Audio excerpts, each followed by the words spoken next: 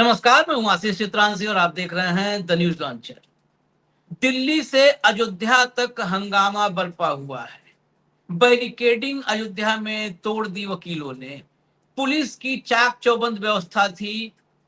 योगी के प्रशासन की पूरी तैयारी थी कि वकीलों को थाने में नहीं घुसने देंगे, लेकिन वकीलों ने पहले से ऐलान कर रखा था और अपने ऐलान पर अड़े रहते हुए बड़ी संख्या में वकील बैरिकेडिंग तोड़कर योगी की पुलिस को पस्त करते हुए थाने में घुस गए। थाने के भीतर क्या विजुअल देखेंगे, वहां पर गिने चुने पुलिस वाले हैं और चारों तरफ वकील हैं।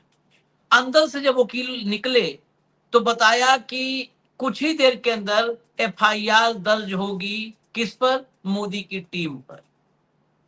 जितने बड़े वाले मगरमच्छ हैं ये सब कानून के शिकंजे में आएंगे। अगर नहीं एफआईआर दर्ज हुई तो फिर आगे की रणनीति तय की जाएगी, इन्हें बख्शा नहीं जाएगा।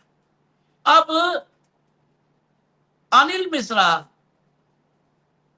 चंपत राय, गोपाल राव, इनकी बारी है। ये टिन्नू यादव, शुक्ला और दूसरा मिश्रा, ये सब के पीछे छिप करके अब ये केस सॉल्व नहीं होने वाला है। दूसरी तरफ दिल्ली में एक प्रेस कॉन्फ्रेंस की अरविंद केजरीवाल ने। इस प्रेस कॉन्फ्रेंस का जो खुलासा है वो और भी विस्फोटक है।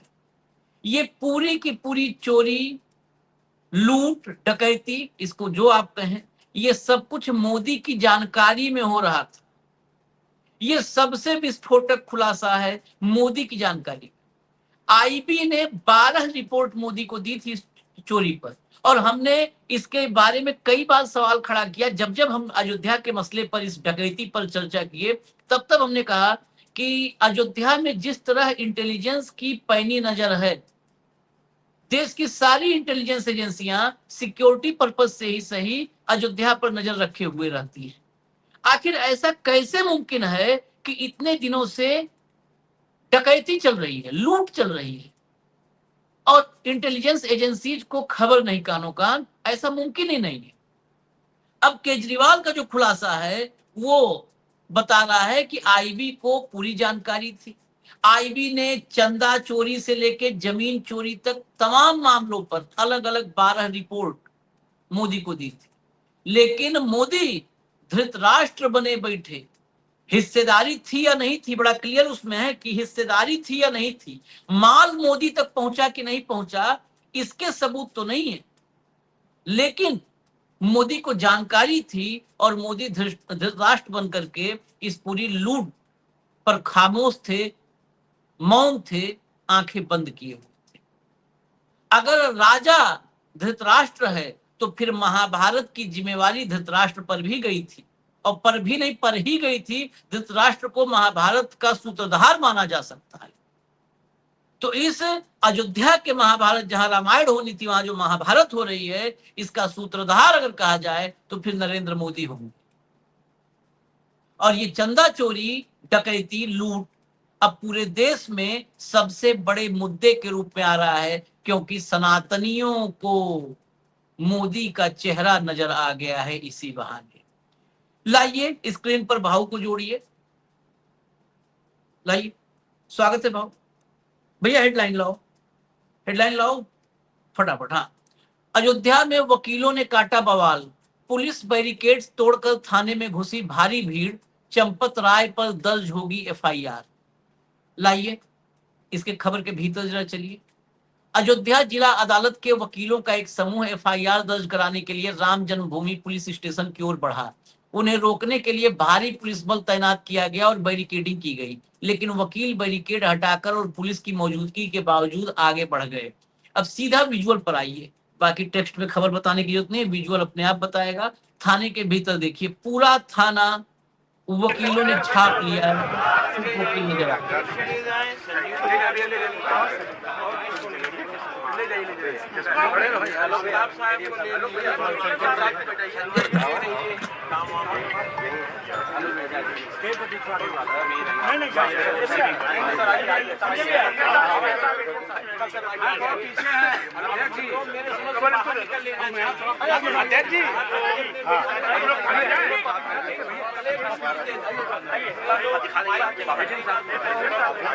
इसमें ये पूरा का पूरा जो है ये कालिका शरण मिश्रा बार एसोसिएशन के अध्यक्ष हैं। ऑडियो खोल दीजिए, ऑडियो खुला रहने दीजिए।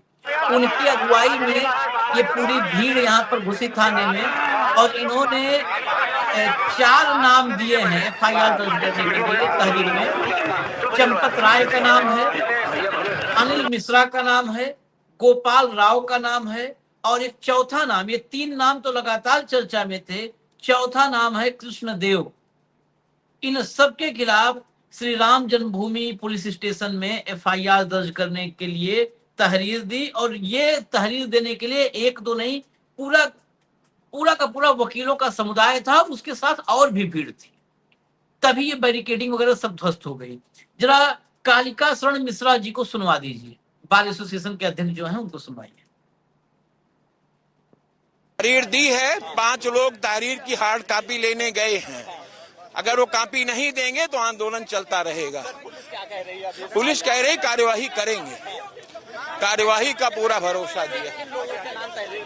उसमें चंपत राय जी हैं, अनिल मिश्रा जी, गोपाल राव, एक बार जो मुकदमा लिखाए थे, क्या नाम है उनका,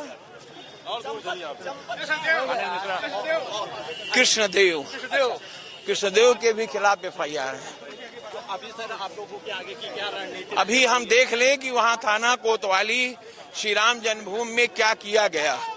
अगर वो कुछ नहीं करेंगे तो अपने आंदोलन को यहीं से बढ़ा देंगे। कोर्ट का विरोध करेंगे? अभी पहले वो हमको कहें कि हम दर्ज नहीं करेंगे, तब उसके बाद आगे बताया जाएगा। पहले यहीं पर, तब चलेंगे केजरीवाल पर। पहले ये हिस्सा, क्योंकि यहाँ पर पॉलिटिकल पार्टी नहीं है, ये आम नागरिक है, वकील हैं। भाऊ, ये वकील भी बहुत आहत हुए हैं। ये इसलिए नहीं है कि आ जाए, इसके पहले इन वकीलों ने बहिष्कार किया। उनने कहा कि जो भी इन 8 आरोपियों का वकालत पत्र लेगा उसको फाइन करेंगे 5 लाख रुपए। कोई इनका वकील का आरोप पत्र, जो रामलला के यहाँ डकैती करते उनका आरोप पत्र नहीं होगा। लेकिन ये वकीलों को भी समझ में आ गया, वो जानते हैं कानून आशीष भाई, उनको भी समझ में आ गया कि मेजर प्लेयर तो कोई और है। ये तो बेचारे छोटे ऑपरेटर है, ये तो पैडलर है। किंगपिन कौन है? किंगपिन नागपुर में बैठा है, किंगपिन दिल्ली में बैठा है, और उसके सरदार कौन है? चंपत राय है। चंपत राय, मिश्रा जी, गोपाल राव, इन सब पे। लेकिन एक तो कोषाध्यक्ष कहाँ है ट्रस्ट का? सबसे बड़ी जिम्मेदारी कोषाध्यक्ष की भी है, और कोषाध्यक्ष का बैकग्राउंड भी कोई बहुत सुरीला नहीं है। महाराष्ट्र में जब उनके बारे में पूछते हैं तो बड़े बेसुरे जवाब मिलते हैं। कोई गिरी करके है। हाँ, अरे छांट के लाए थे। नरेंद्र मोदी की चॉइस है भाऊ, नरेंद्र मोदी और संघ दोनों की चॉइस। हाँ, तो उस पे भी FIR होना चाहिए। लेकिन इन्होंने जो अभी कंप्लेंट दी होगी, देखिए एक कंप्लेंट होती है, हम लिखते हैं आशीष, 90% लोग कंप्लेंट लिखने जाते थाने में, आप दृश्य देखेंगे तो बोलते साहब मेरे यहाँ चोरी हो गई, तो वो उसको डिक्टेट करवाता थाने वाला, तो लिखो ऐसा ऐसा लिखो, कंप्लेंट लिखो, फिर वो कंप्लेंट देता है, फिर थाने वाला अपने हिसाब से उसको करता है। वकीलों ने वेल ड्राफ्टेड कंप्लेंट दी है जिसमें खिसकने की जगह नहीं है। ये वकीलों का ड्राफ्टिंग है, उस पे क्या करता है थाना, ये देखना है। थाने ने FIR दर्ज नहीं की तो ये वकील टूट पड़ेंगे, और वकील क्या कर सकते हैं वकीलों ने देख लिया, दिखा दिया। क्योंकि यदि अयोध्या के वकीलों पे लाठीचार्ज हो गया तो पूरे देश के वकील रास्ते पे आएंगे। इन वकीलों में बहुत अच्छा रहता है मामला। नहीं नहीं, बाल तो अगर एक बार कॉल हो गई तो पूरे देश की बाल जुड़ जाएगी। बात जुड़ जाएगी। और ये रामलला का मामला है, जनता जुड़ जाएगी इसमें, हाँ, कहीं हाँ, बड़ा जन आंदोलन नहीं बन जाए। मैं वाकई बोल हाँ। रहा हूँ आपको, ऐसे ही बनते हैं जन आंदोलन। वो इसके लिए कोई प्री प्लानिंग नहीं करनी पड़ती है, इनको सोच समझ के करना होगा। इसीलिए इन्होंने बाकायदा इतना पुलिस बल होने के बाद भी आने दिया, कंप्लेंट करने दिया। वो जानते हैं इसके मायने क्या है। और एक नए जगह से ये हुंकार उठी है वकीलों से। और अच्छा है, कम से कम कई समाज के जो दायित्व है प्रति करना चाहिए उनको। मैं सैल्यूट करता हूं बार एसोसिएशन को, अयोध्या बार एसोसिएशन को। कहीं तो उन्होंने सामाजिक दायित्व अपने सर पे लिया है। हाँ। जो दायित्व न्यायपालिका को लेना था, तो कम से कम वकीलों ने तो लिया। न्यायपालिका ने मंदिर बनवाया, न्यायपालिका ने रामलला को जगह दे दी, न्यायपालिका के आदेश से ट्रस्ट बना। उस ट्रस्ट में घोटाला होता तो न्यायपालिका को सुओ मोटो लेना चाहिए, कंटेम्प्ट ऑफ कोर्ट। न्यायपालिका के आदेश में कतई नहीं था कि वहां जाके मिसमैनेजमेंट करो, जमीनों में घोटाला करो, कंस्ट्रक्शन में कमीशन खाओ, चंदा लूटो, ये कतई नहीं था उसमें। ये न्यायपालिका की भी अवमानना है, उनके आदेशों को लागू नहीं हुआ है, गलत तरीके से लागू हुआ है। यदि कोर्ट ने आदेश दिया कि भाई इस अधिकारी का डिमोट करो, उसको आपने प्रमोट कर दिया, तो कंटेम्प्ट ऑफ कोर्ट है वो। और मैनेजमेंट ये बोला जो था, मिसमैनेजमेंट नहीं बोला था, ये लूट, बड़ी मेंटेनेंस बात यह बोला है कि था, लूट डकैती नहीं बोला था। मोदी की जानकारी में लूट हुई। सबसे बड़ी बात तो यह है, मोदी की सबको जानकारी में जानकारी थी सोर्स। आशीष जी, सबको हाँ, जानकारी थी। संजय सिंह ने जब लैंड के कागज बाहर निकाले थे तो सबके पास चले गए थे, हाँ, सबको हाँ, मालूम था इसमें घोटाला हुआ। हाँ। लेकिन क्लीन चिट कैसी दे दी गई? तभी कॉशियस क्यों नहीं हुए? तभी चंपत राय की वहां से छुट्टी हो जाती तो शायद आगे घोटाला नहीं होता, ये आस्था के साथ लोगों की खिलवाड़ नहीं होता। लेकिन अभी भी पीएमओ चुप है। ये पीएमओ ने बनाया हुआ ट्रस्ट है, सुप्रीम कोर्ट के आदेश से। पीएमओ की चुप्पी पीएमओ की भागीदारी दर्शाता है। एग्जैक्टली कानून में कहा जाता है साइलेंस इज अ कंसेंट। चुप्पी साधना मतलब एक्सेप्ट करना होता है, स्वीकृति है वो, यदि मैं चुप हूं तो। इसीलिए कहा गया साइलेंस इज अ कंसेंट। मित्र, तो आईबी साइलेंस वाले ऑफ पे आता पीएमओ हूं। Is a consent for this लूट। लूट, आईबी आईबी जिसकी रिपोर्टिंग पीएमओ को है, जरा उस पर आते हैं। जरा खबर एक थोड़ी सी दिखा दीजिए, फिर हम सुनवा देंगे। लाइए खबर, लाइए, इसके बाद सुनवा देंगे केजरीवाल को, जो उन्होंने प्रेस कॉन्फ्रेंस में, आज प्रेस कॉन्फ्रेंस बहुत धमाकेदार प्रेस कॉन्फ्रेंस थी, मुझे लगता है पूरे इस प्रकरण में अब तक की। केजरीवाल ने आरोप लगाया कि पीएम मोदी को इस चोरी का पता था। उन्होंने कहा कि मुझे सूत्रों से पता चला है कि आईबी ने कम से कम 12 रिपोर्ट प्रधानमंत्री को सौंपी थी, जिसमें उन्होंने बताया था कि जमीन, निर्माण और चढ़ावे में चोरी चल रही है। 12 रिपोर्ट, ये 12 से ज्यादा हो सकती है। आप धृतराष्ट्र की तरह चुप रहे, और जब पानी सिर से ऊपर चला गया तो लोगों की आंखों में धूल झोंकने के लिए एसआईटी बना दी। फिर एफआईआर के एसआईटी, बिना एफआईआर के एसआईटी कैसे बन सकती है? ये बिल्कुल सही बात है, बिना एफआईआर एसआईटी किस बिहार पर, किस बिना पर बनी? उसी दिन देश के लोगों को पता चल गया था कि लीपापोती कर रहे हैं। फिर आपने फर्जी एफआईआर की, 8 छोटे लोगों को गिरफ्तार किया गया और पुलिस ने रिमांड पर नहीं लिया। केजरीवाल ने कहा कि ब्रजभूषण सिंह और बाबा बागेश्वर जैसे लोग कह रहे हैं कि उन्हें मुंह खोलने से डर लग रहा है। उन्होंने पीएम से पूछा, आपकी क्या मजबूरी है, आप किसको और क्यों बचा रहे हो? जरा इसके बाद बाइट लाइए, एक एक करके मैं लाइए, पहली बाइट लाइए। मैं एक मिनट आशीष जी, मैं दर्शकों को बता दूं कि केजरीवाल जी के पास, लोग पूछेंगे केजरीवाल जी के पास कैसे पता बड़ा बड़ा रिपोर्ट है। हाँ, केजरीवाल जी आईआरएस ऑफिसर है, हाँ, सर्विसेज से है। इनके हाँ, बैचमेट और इनके सारे दोस्त, एक आईआरएस ऑफिसर का, एक उसी बैच का आईएएस ऑफिसर, उसी बैच का आईपीएस ऑफिसर, उसी बैच का आईपीएस रेलवे ऑफिसर, उसी बैच का फॉरेस्ट ऑफिसर, क्योंकि उसी में से छटनी होती है, उसी बैच का आईएफएस ऑफिसर और उसी बैच का आईबी ऑफिसर भी दोस्त होते हैं। तो इनके अपने बैच के कई लोग होंगे जिनके सोर्सेज होंगे और जिन्होंने बोला होगा कि भाई हमने तो 12 बार बोला, और वाकई जो बोला उन्होंने कि जमीन में, कंस्ट्रक्शन में और चंदे में चोरी हो रही, ये तो 3 फेज में हम भी बता रहे हैं। सुनाइए, प्ले करिए। के खिलाफ एक्शन होगा। मैं देख रहा था टीवी पे कुछ एंकर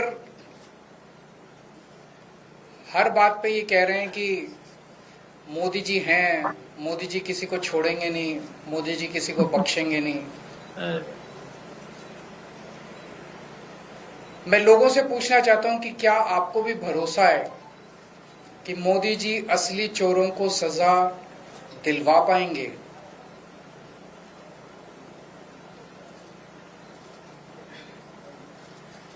मैं ये नहीं कह सकता, मेरे पास इस बात का कोई सबूत नहीं है कि पैसा मोदी जी तक पहुंचा। इस पे मैं कोई टिप्पणी नहीं करूंगा, लेकिन पूरा घटनाक्रम ये जरूर दिखाता है कि मोदी जी ने पूरे मामले को रफा दफा करने, उसको ढकने और दोषियों को बचाने में कोई कसर नहीं छोड़ी है। प्रधानमंत्री जी ने ट्रस्ट बनाया, खुद पर्सनली उन्होंने ट्रस्ट बनाया। एक एक व्यक्ति जो इस ट्रस्ट के अंदर है वो प्रधानमंत्री जी ने खुद चुना। प्रधानमंत्री जी के अपने लोग हैं इस ट्रस्ट के अंदर। चंपत राय प्रधानमंत्री जी के बहुत खास माने जाते हैं।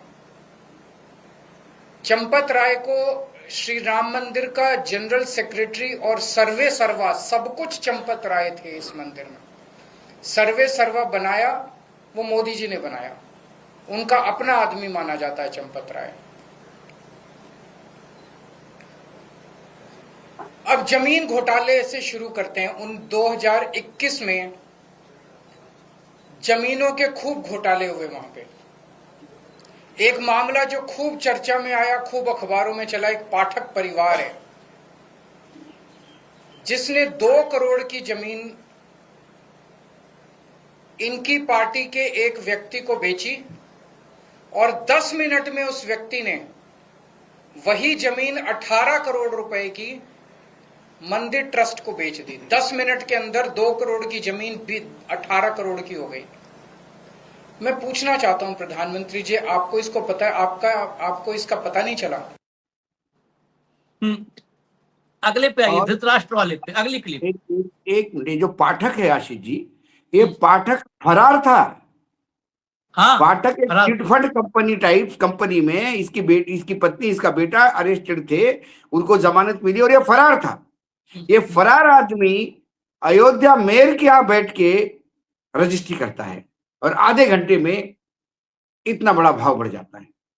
ये मैं और बता दूं आपको कि ये तो फरार, दाऊद को भी चोर, बैठा सच्चे, करके, व्यभिचारी, फरार दाऊद भ्रष्टाचारी। भी हाँ। फरार है, उसको भी बैठा करके रजिस्ट्री करवा सकते हैं सर।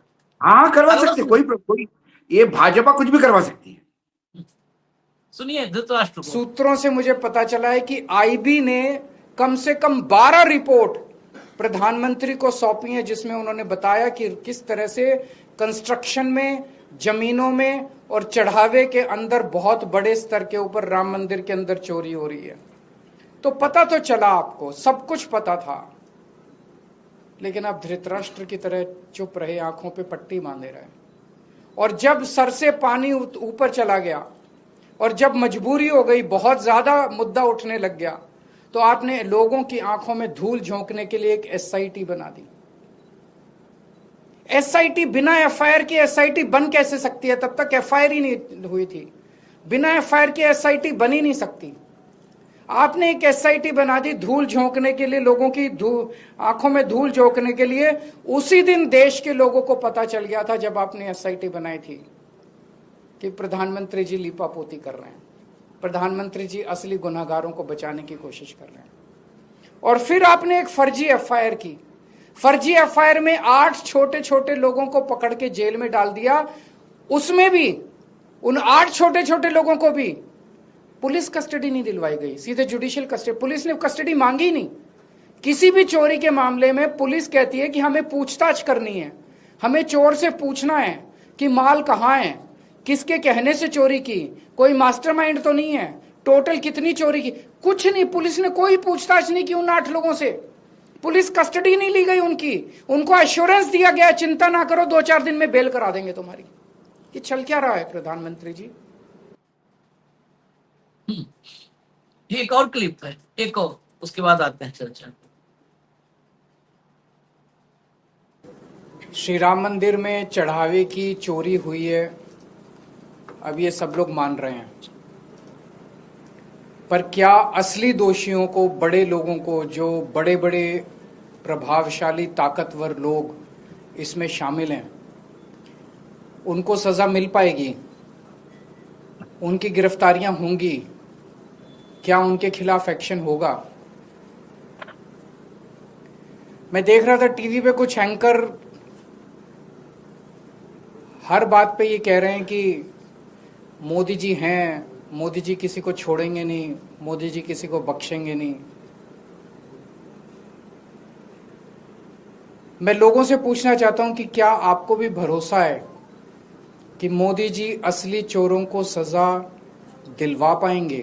बस यहीं पर डाउन कर दीजिए, यहीं डाउन कर दीजिए, यहीं पर डाउन कर दीजिए। यही सवाल ही तो ले चलना है कि जिसे सब पता था, धृतराष्ट्र को सब पता था, लेकिन महाभारत हुआ। आगे आगे और एक स्टेप जाके मैं आगे कहूं, जो एंकर और एंकरनिया कह रहे हैं कि मोदी जी किसी को छोड़ेंगे नहीं, एक्शन लेंगे, क्या मोदी जी स्वयं पे एक्शन लेंगे? हाँ हाँ, क्या मोदी जी संघ पे एक्शन लेंगे? क्योंकि बगैर संघ के इन्वॉल्वमेंट इतना बड़ा काम नहीं हो सकता, और ये सरकार की नीयत दिखाती है। यहां पुलिस और सरकार लगी रहती है कि पुलिस कस्टडी मिले, जुडिशियल कस्टडी नहीं मिले, पुलिस कस्टडी मिले, लगातार प्रताड़न करते रहो, डंडे करते रहो। और यहां पुलिस कस्टडी मांगी ही नहीं गई। इसका मतलब ये 8 लोग सोच समझ के इनको तैयार किया गया कि आप अरेस्ट हो जाओ। अब दूसरी बात, इनके घर में पैसा मिला, ठीक है, ये पैसा चोरी का ऐसा नहीं है। आप इंतजार कीजिए, कोर्ट में जस्टिफाई करेंगे कि ये पैसा हमारे पास कहां से आएगा, चोरी का नहीं। किसी के पास 20 लाख रुपए मिला, कोई बोलेगा मेरे पास रखने दिया था किसी ने, कोई धन्ना सेठ आएगा, सर मेरे को लग रहा था मेरे घर चोरी हो जाएगी तब इसलिए इनके घर रखा, ये राम के भक्त है तो चोर इनके घर में घुसेंगे नहीं, ये सोच के मैंने रखा था। क्या कर लोगे? कोर्ट मना कर देगा?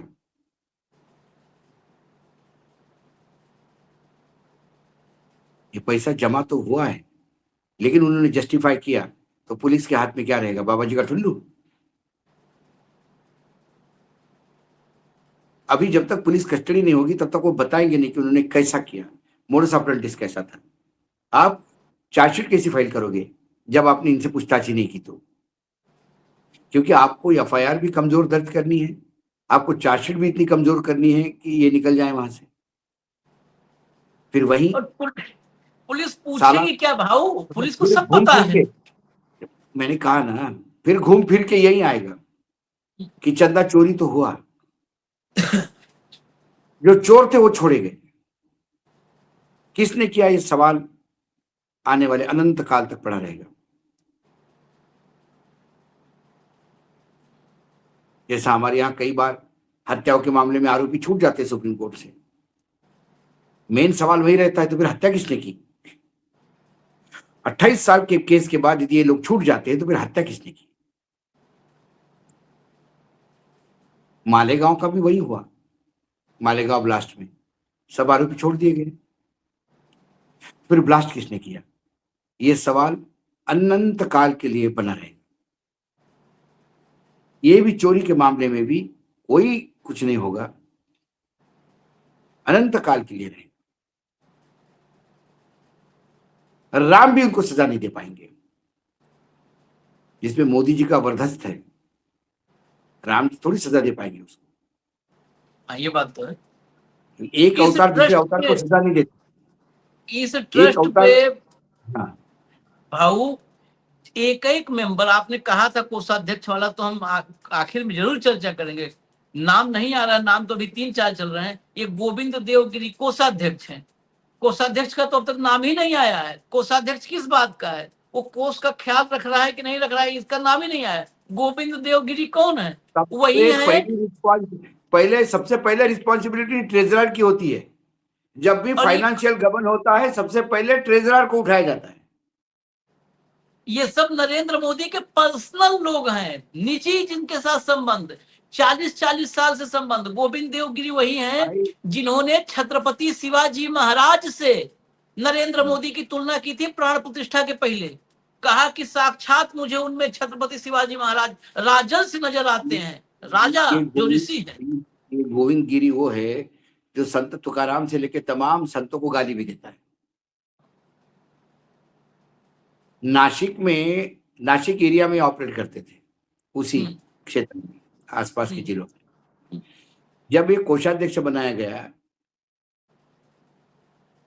तभी किसी ने कहा कि अयोध्या में है ट्रस्ट की लंका में है ट्रस्ट। समझ में नहीं आ रहा भैया, रावण का मंदिर बना है कि राम का मंदिर बना है? इसको कैसा ट्रस्टी, इसको कैसा कोषाध्यक्ष बना दिया है? हंस के टाल दिया हमको लगा कितना भी आदमी कुछ हो, कम से कम राम के नाम पे तो गड़बड़ नहीं करेगा। लेकिन इनकी नियति समझ में आ गई, इनको भी समझ में आ गया काहे का राम, कलयुग में कौन राम। इस बार सब नगद नारायणी राम है। अच्छा भाऊ, ब्रांड मोदी को बचाने के लिए, जो जिसकी बात अभी की कुछ एंकरों को सुना, ब्रांड मोदी को बचाने के लिए ये वो ब्रांड है दुनिया में इकलौता ऐसा ब्रांड जिसमें अंदर कोई पुर्जा नहीं है, कोई मशीन नहीं है, सिर्फ लिफाफा है। पहला ब्रांड जो अमेजन से, जैसे आईफोन मंगाने पे पहले 1-2 जगह पत्थर आ गए थे बीच में, तो ऐसा सिंगल ब्रांड है जिसके अंदर कुछ नहीं है, खोखला है ब्रांड, लेकिन खोखले लिफाफे को 12 साल से बेचा जा रहा। मुझे एक जोक याद आ गया, यदि आप परमिशन दे तो मैं सुनाऊं। हाँ। एक बहुत बड़ी कंपनी, कार कंपनी मर्सिडीज, मतलब जोक है ये, मर्सिडीज वाले अन्यथा ना ले इसको। मर्सिडीज ने एक लेटेस्ट मॉडल इंट्रोड्यूस किया, लेटेस्ट मॉडल, और बोला इससे बढ़िया और कोई गाड़ी हो नहीं सकती दुनिया में, जो पावरफुल इंजन और कम पेट्रोल लेने वाला, और वो, और विश्व के लोगों को बुलाया कि आज इस गाड़ी का टेस्टिंग होगा। बड़े बड़े एक्सपर्ट्स, 500 एक्सपर्ट विश्व में अलग अलग देशों से बुलाए हुए, वो सब स्टेडियम में खड़े हो गए ऐसे। उसके सामने मर्सिडीज आई, स्टार्ट की गाड़ी, आशीष जी, और वो गाड़ी यूं गई 25 मीटर और रुक गई। पूरा मर्सिडीज का मैनेजमेंट हक्का बक्का रह गया, पूरे विश्व के सामने बेइज्जती हो जाएगी। तुरंत सारे लोग गए कि ऐसा क्या हो गया इस गाड़ी में, क्यों रुक गई। गाड़ी का बोनेट खोला, पता पड़ा अंदर इंजन ही नहीं था। तो फिर किसी ने पूछा कि गाड़ी में इंजन नहीं तो ये 25 मीटर भागी कैसी? तो बोले मर्सिडीज का रेपुटेशन भी तो कुछ है ना। तो मर्सिडीज के दाव पे 25 मीटर बिना इंजन की गाड़ी, और जोक है। तो मोदी जी का वैसे ही है, ये बिना इंजन का चल रहा है मामला, सिर्फ रेपुटेशन पे चल रहा है मामला, सिर्फ ब्रांडिंग पे चल रहा है मामला।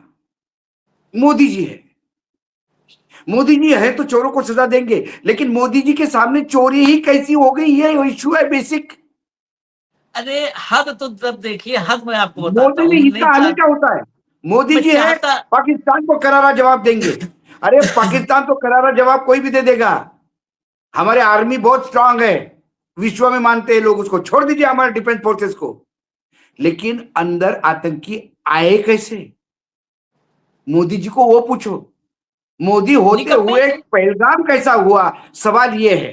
पहलगाम के बाद ऑपरेशन सिंदूर हुआ, ये इशू नहीं है। पहलगाम कैसा हुआ, इशू ये नहीं है कि सजा मिलेगी, इशू ये है कि चोरी कैसी हुई। बताता हूँ चोरी कैसे हुए, नहीं बताना चाहते थे लेकिन क्या करें, इनको भी घर तक पहुंचाना जरूरी है। ये सब भी, मतलब ये इतने निकृष्ट जीव हैं, एंकर के रूप में आजकल तमाम घूम रहे, जो एक नाम फिर चल जुबान से लेना पड़ेगा, क्या करें, जिसके बाद फिर से नहाना होना पड़ेगा। अशोक श्रीवास्तव, अरे बाबा क्या लिखा है पता है क्या? सुनिए क्या लिखा है, अभी सुनिए नई थियरी। कांग्रेस की जांच की जानी चाहिए इस चंदा चोरी में, क्योंकि चंपत राय, निर्मल खत्री, आप जानते होंगे निर्मल खत्री सांसद थे एक बार, अब तो नहीं नाम है, कांग्रेस में, उत्तर प्रदेश कांग्रेस में था, ठीक ठाक। निर्मल खत्री अपने कार्यक्रमों में चंपत राय को बुलाते थे, चंपत राय के साथ उनके संबंध थे। कांग्रेस की जांच की जानी चाहिए। निर्मल खत्री का एक आदमी सबसे पहले अशोक श्रीवास्तव के इस ट्वीट पर, अशोक श्रीवास्तव के इसके ट्वीट पर नरेंद्र मोदी का इस्तीफा मांग लेना चाहिए। एकदम इतना नकारा ये प्रधानमंत्री इस देश को नहीं चाहिए। ऐसा नाकारा प्रधानमंत्री है कि जिसने कांग्रेस के लोगों को ट्रस्ट पे बिठाया, ये जानते हुए कि चोरी हो सकती है। हाँ, बिल्कुल बिल्कुल बिल्कुल बिल्कुल अशोक श्रीवास्तव को सीरियसली लेना चाहिए। बिल्कुल अशोक श्रीवास्तव ने इनडायरेक्टली प्रधानमंत्री नरेंद्र मोदी कितने कमजोर और नाकारा है, कितने नासमझ है, यह रेखांकित करने का प्रयास किया। अशोक श्रीवास्तव को पहली बार, नहाना मत उनका नाम लेने के बाद, आज आप तो बिल्कुल बढ़िया से एक आध मिठाई खा लेना, पहली बार अशोक श्रीवास्तव ने ढंग का काम किया। पहली बार उन्होंने बताया कि नरेंद्र मोदी कितने नाकारा है, कितने कमजोर है और कितने नासमझ है, कि कांग्रेस के हाथ में हाथ घुमाने में, कांग्रेस का स्लीपर सेल अयोध्या के ट्रस्ट में रखा।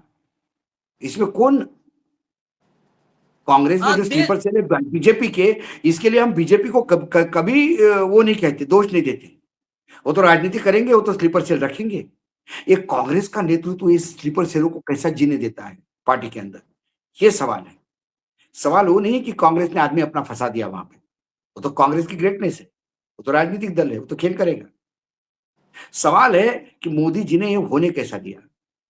मोदी जी का, मुझे लगता है वृद्धावस्था में अब मोदी जी की थिंकिंग पावर खत्म हो गई है। अशोक श्रीवास्तव, धन्यवाद आपको कि आपने पहली बार रेखांकित कर दिया कि नरेंद्र मोदी कितने कमजोर है। जो आदमी देश की सभी राजनीतिक दल तोड़ रहा है, उसको अपना खास जो सबसे इंपॉर्टेंट आदमी है, पता नहीं क्यों कांग्रेस का आदमी है। दूसरी चीज, अभी तो एक हो गए, अभी दूसरा सुनिए, एक मजबूरी में नाम लेना पड़ता है, लेना नहीं चाहते क्योंकि स्पेसिफिक है तो इसलिए लेना पड़ता है। चित्रा त्रिपाठी बहुत बड़ी एंकर है, ये अयोध्या गई और अयोध्या जाकर ट्वीट किया। मैं ट्वीट अभी का पढ़ा, वो तो ट्वीट इसलिए पढ़ा क्योंकि सचिन गुप्ता एक जमीनी रिपोर्टर है, छोटा पत्रकार है लेकिन बहुत योग्य पत्रकार है, बहुत अच्छा, सोशल मीडिया पे सटीक इंफॉर्मेशन देता है, बहुत सटीक। सचिन ने 4 लाइन बहुत सभ्यता से लिख करके धज्जियां उड़ा दी। क्या लिखा चित्रा ने कि चंपत राय को फंसाने की सब कोशिश हो रही है। मैं भाव बता दूं, फंसाने की कोशिश हो रही है। चंपत राय ही वो व्यक्ति थे जो सबसे पहले एफआईआर करवाने के लिए थाने जा रहे थे। इस चोरी की जब जानकारी मिली तो एफआईआर करवाने के लिए थाने पे जा रहे थे। जब वो थाने के करीब पहुंचे, थोड़ा सा अयोध्या जाकर उनको नया राष्ट्र उद्घाटन, जब थाने थोड़ा करीब पहुंचे तो चंपत राय के पास किसी का फोन आया और जिसका भी फोन आया उसने रोक दिया चंपत राय को और चंपत राय लौट आए। यहाँ पे भी फंसाया है मोदी और संघ को ही, चित्रा ने भी, कि वहां से लौट आए चंपत राय, नहीं गए। सचिन ने बड़ा 2 लॉजिकल बातें कही। कहीं उस ट्रस्ट को कोई भी, मतलब ये लोग इतने बड़ा पत्रकार कहते हैं दिल्ली में, इनको इतने सब नाकाबिल है। थाने पुलिस और दरोगा और सिपाही के पास चंपत राय जाएंगे, अगर ट्रस्ट एक बार मतलब तेजी से खांस देता तो कप्तान वहां पर ट्रस्ट पे 5 मिनट के भीतर कप्तान वहां बैठा होता। एफआईआर कराने के लिए बेचारे, अब इतना डिटेल में नहीं लिखा है कि सतुआ उतुआ बांध करके पैदल चले, कई दिन कई रात चलते रहे, ये तो नहीं लिखा चित्रा ने। सब चंपत राय थाने जा रहे थे और पुलिस के एफआईआर लिखवाने के लिए बीच से लौट आए। चंपत राय जा रहे थे, यही सबसे बड़ा झूठ। चंपत राय सिर्फ 2 ही लोगों का आदेश ले सकते हैं, हाँ, प्रधानमंत्री नरेंद्र मोदी का और मोहन भागवत जी का। मोहन भागवत का, बस। इन दोनों में से किसका फोन आया, चंपत राय बताएं।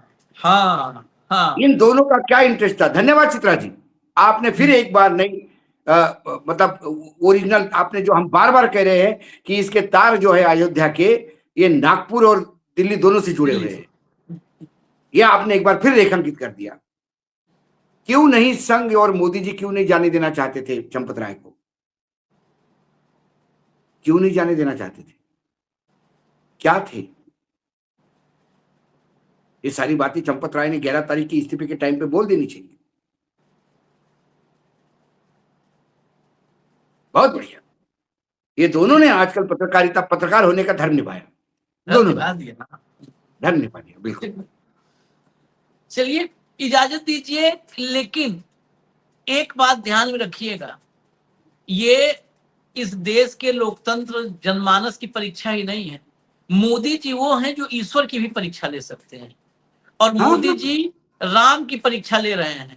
अब यही परीक्षा मोदी जी ले रहे हैं कि जो राम को लाए थे, राम उनको भगाएंगे क्या? मुझे लगता है कि अगर इनका इलाज राम ने बांध दिया तो 2-4 दिन अयोध्या में वहीं बैठ के हमें भी जो है, घर में पूजा करते हैं, हम हमेशा कहते हैं घर में पूजा पाठ कर लो, लेकिन अयोध्या जाके पूजा पाठ करना पड़ेगा 2-4 दिन बैठ करके, क्योंकि राम की परीक्षा ले रहे हैं ये, और कुछ नहीं। इसको आप अन्यथा मत लीजिएगा। नरेंद्र मोदी अब राम की परीक्षा ले रहे हैं। ये सीधे सीधे मैं तो यही मानता हूं कि मोदी जी राम की लेकिन परीक्षा ले रहे हैं। अब आशीष राम जी, जी पास होंगे कि नहीं ये भगवान, देखना। जब ये मोदी जी परीक्षा ले रहे हैं तो भगवान भी सांस रोक के बैठे होंगे, क्योंकि हाँ, जब मोदी जी परीक्षा लेते हैं तो पेपर लीक जरूर होता पेपर लीक हो जाता है। चलिए इजाजत दीजिए हमें, हम आते हैं और कोई महत्वपूर्ण खबरें हैं। है। धन्यवाद हम बाबू, हंस बहुत इसलिए बहुत रहे हैं, हम इसलिए हंस रहे हैं कि इन्होंने भगवान राम को भी नहीं छोड़ा। अब क्या बच्चा है, हम लोग क्या, हम और आप तो कहीं नहीं लगते भैया। कहीं नहीं जो है, ये सब महान विभूतियां हैं। इजाजत दीजिए, आज महान विभूति का नाम लिया आप तो देखिए फिर याद आ गया, खबर पे खबर याद आती जाती है। आज एक छोटे क्लास के बच्चों जो किताबें छपती हैं, वो किताब हाँ, सरकारी किताब छपी है, उसमें बहाना करके, एक मतलब होता ना कि बहाने से मोदी को घुसा दिया गया, महान विभूतियों पर ब्लू टिक करें। तो एक एक फोटो लगाया गया है, अब्दुल कलाम का फोटो लगा करके नीचे लिखा है कि अब्दुल कलाम है या राम मोहन राय है, ऐसे करके तो टिक करना अब्दुल कलाम है। वैसे ही नरेंद्र मोदी की फोटो लगा करके उसमें भी ऑप्शन दे दिया गया कि ये नरेंद्र मोदी हैं या भगत सिंह है, इस टाइप का कुछ लिख करके। तो मतलब नरेंद्र मोदी, उस बहाने से कि बच्चे पहचान रहे हैं कि नहीं पहचान रहे हैं, नरेंद्र मोदी को छोटे बच्चों के पाठ्यक्रम में घुसा दिया गया, फोटो छाप दिया गया है महान विभूतियों में। वाह रे विभूति। नहीं, बच्चे बच्चे चलिए, बच्चे मोदी जी को समझ गए। अभी मैं एक वो देख रहा था, इंस्टाग्राम पे एक रील देख रहा था। उसमें एक बच्चों को पूछा कि जवाहरलाल नेहरू कौन थे? हाँ। शिक्षक ने पूछा जवाहरलाल नेहरू कौन थे? बोले जवाहरलाल नेहरू भारत के पहले प्रधानमंत्री थे, जो 14वें प्रधानमंत्री नरेंद्र मोदी जी को काम करने नहीं दे रहे हैं। मैंने बोला जय हो। सही बोला, सही बोला। चलिए इजाजत दीजिए, फिर आते हैं। धन्यवाद भाव, बहुत बहुत धन्यवाद, नमस्कार।